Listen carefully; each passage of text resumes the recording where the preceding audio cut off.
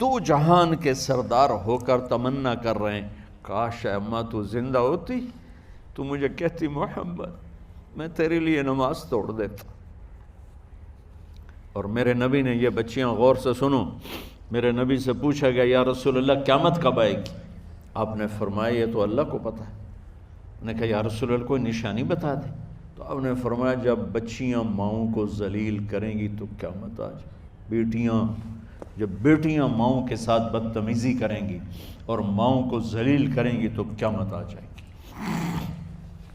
ایک ماں بیٹی کو میں بھول نہیں سکتا، ماں کے موٹے موٹے آنسو گر رہے تھے اور بیٹی ماں سے کہہ رہی تھی بھوک نہیں، ہماری اپنی پنجابی زبان بھوک نہیں، اوئے ہوئے ہوئے ہوئے، یہ تو ہم نوکر کو کہتے ہوئے ڈرتے ہیں، وہ ماں سے کہہ رہی تھی بھوک نہیں، یعنی بکواس نہ کر، اور وہ آگے چپ، صرف آنسو اس کے گر رہے تھے ایسا۔ شاید وہ یاد کر رہی تھی کہ 9 مہینے کیسے اس کو میں نے پیٹ میں پالا، جنتے ہوئے کتنی تکلیفوں سے گزری، اور اس کو دودھ پلاتے ہوئے کتنی راتیں میں نے کاٹ کاٹ کے گزاریں، اور اس کے پیشاب دھوتے ہوئے کتنی دفعہ میں سردی میں ٹھٹھری، اور آج یہ مجھے کہہ رہی ہے بھوک نہیں۔ اس لیے میرے نبی نے فرمایا جس نے ماں باپ کو دکھ دیا، سنو غور سے بچوں سارے سنو، جس نے ماں باپ کو دکھ دیا اس پہ اللہ کی لعنت، اس پہ فرشتوں کی لعنت، اس پہ زمین آسمان کی لعنت، نہ ان کی نماز قبول ہے، نہ روزہ قبول ہے، نہ صدقہ قبول ہے۔ میرے نبی کی زندگی کا دوسرا روپ حقوق العباد، نماز حقوق اللہ میں آ جاتی ہے، میں حقوق العباد کی تھوڑی سی وضاحت کر رہا ہوں۔ ماں باپ زندہ ہیں تو دعا لے لو۔ والدین سے کہتا ہوں بچوں کو عزت دو، جہاں اولاد ماں باپ کے حقوق ہیں وہاں اولاد کے حقوق ہیں، اولاد کو عزت دو، اولاد کو عزت دو، اولاد کو عزت دو۔ بہت سی اولاد کی نافرمانی کا ذریعہ ماں باپ بن رہے ہیں، سختی کر کے، زبردستی کر کے، اور ٹھونس کر چیزیں نوکروں کی طرح سلوک کر کے۔ میرے نبی کے گھر میں جب بیٹی فاطمہ ملنے کے لیے آتی تھیں تو میرے نبی بیٹھے نہیں رہتے تھے، یہ اب چیئر پہ بیٹھے ہوئے بی بی فاطمہ آ گئی، اب زمین پہ بیٹھے ہوئے ہیں بیٹی آ گئی، اب چارپائی پہ لیٹے ہوئے ہیں بیٹی آ گئی۔ میرے نبی کیا کرتے تھے؟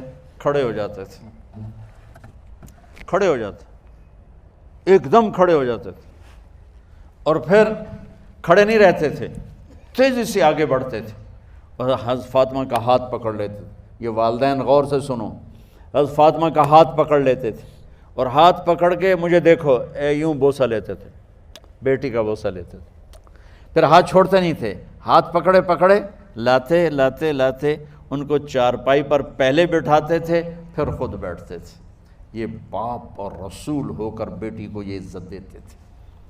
پھر وہ جنت کی عورتوں کی سردار بنی، پھر وہ جنت کے سرداروں کی ماں بنی، پھر وہ اللہ کے شیر کی زوجہ بنی۔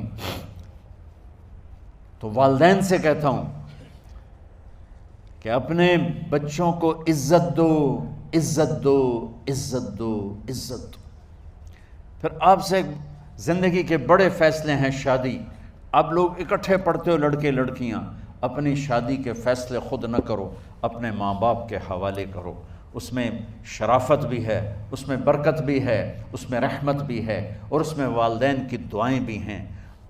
کورٹ میرج کو ہوا نہ دو، boyfriend girlfriend culture ہمارا نہیں ہے، میرے نبی کے طریقے میں مرد اور عورت کا صرف نکاح سے تعلق ہے، اس کے علاوہ سب جہنم کی آگ ہے۔ اور والدین سے کہتا ہوں کہ اپنے بچوں سے پوچھ کے رشتے کرو، زبردستی مت کرو۔ میرا معاشرہ بہت سنگین قسم کے جرم کا شکار ہے، بچوں پہ مسلط کر دیتے ہیں، ایتھے ہی کرنی ہے، ایسے جٹائیں چی کرنی ہے، بٹائیں چی کرنی، پتہ نہیں آئے کتوں ہیں جٹ بٹ۔